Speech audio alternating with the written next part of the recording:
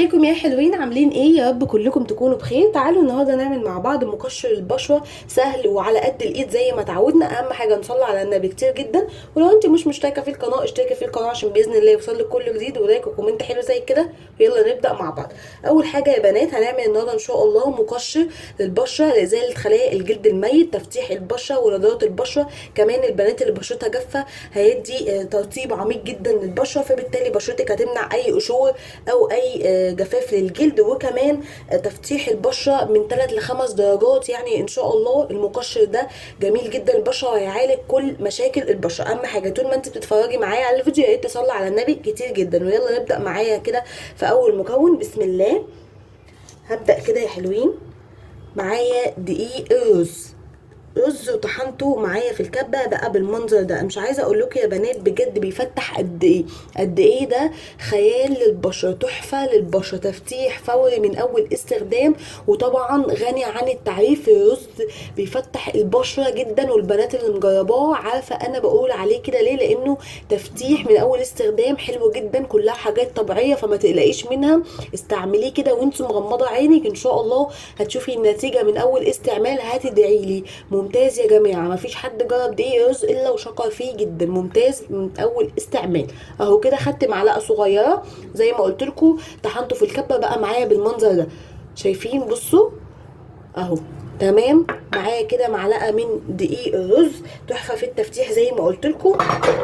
وكمان معايا كده معلقه صغيره من القهوه. بصوا معلقه صغيره من القهوه. طبعا القهوه بتعمل ايه؟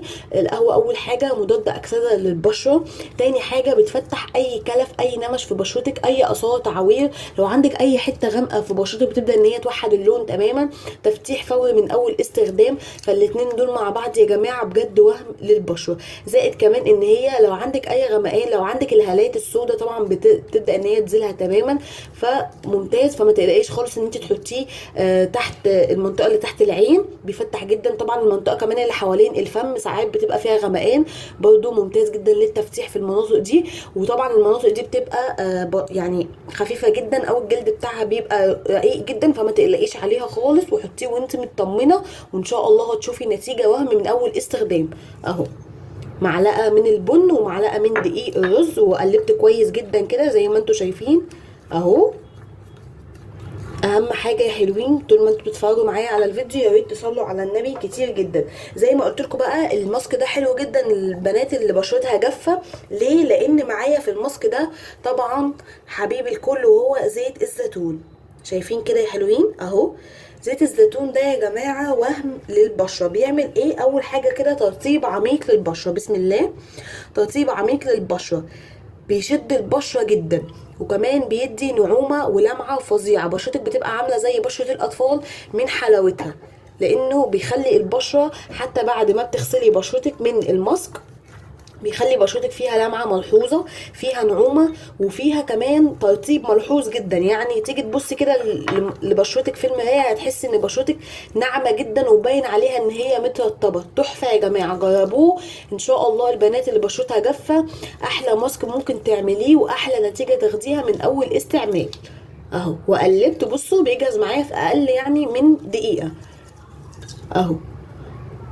180 درجة اختلاف في بشرتك بعد الماسك ده، ان شاء الله تدعي لي. اهم حاجة كده دعوة حلوة ليك، دعوة حلوة من قلبكم ليا، وان شاء الله الماسك يجيب معاكي احسن نتيجة. اهو كده جاهز. طبعا في الوقت ده هكون غاسله بشرتي كويس جدا بميه دافيه، اكون متاكده ان هي ما فيهاش اي بواقي من الميك اب، وابدا ان انا بسم الله اهو.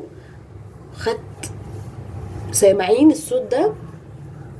بصوا الصوت ده بقى هو ده المقشر. مقشر سهل بسيط مش مكلف، وكمان خفيف على البشرة. يعني ولا يعمل لها احمرار، ولا يخلي بشرتك تلتهب، ولا يخلي بشرتك يحصل لها اي حاجة، ولكن هيزيل طبقة من الخلايا الجلد الميت اللي على بشرتك. فبالتالي هيدي تفتيح من اول استعمال.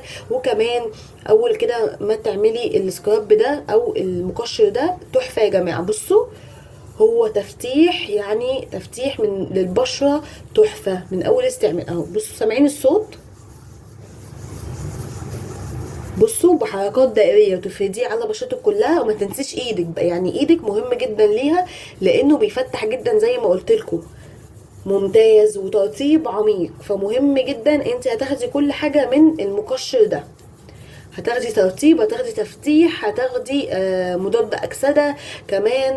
ترطيب عميق جدا للبنات اللي بشرتها جافه. ان شاء الله وباذن الله يعجبكم. لو عجبكم ما تنسوش يا حلوين تدعموا الفيديو باللايك وتشتركوا في القناه عشان باذن الله يوصل لكم كل جديد. وما تنسوش ان انتوا هتسيبوه على قد ايه او هتعملوه ازاي. هتعملوا كده بحركات دائريه لمده 5 دقايق على ايديكوا او على بشرتكوا، تمام كده. طبعا ممكن تزيدي الكميه براحتك خالص لمده 5 دقايق، وبعد كده هتسيبيه لمده 5 دقايق تاني. يعني خلاص بعد ما عملتي حركات دائريه كده هتسيبيه على ايديك لحد او على بشرتك لمده 5 دقايق تاني، وبعد كده تبداي انت تغسليه بميه دافيه. وبعد كده مهم جدا ان انت ما تنسيش خطوه المرطب. هتشوفي بقى قد ايه بجد بشرتك فيها ترطيب، فيها نعومه، وكمان اهم حاجه ان هي هتفتحي جدا جدا من 3 ل 5 درجات زي ما قلت لكم. هتشوفوا بعينيكم ان شاء الله بعد ما تخلصوا كده الماسك. ان شاء الله تدعوا لي، يا رب يكون عجبكم. اشوفكم ان شاء الله في فيديو جديد، مع السلامه.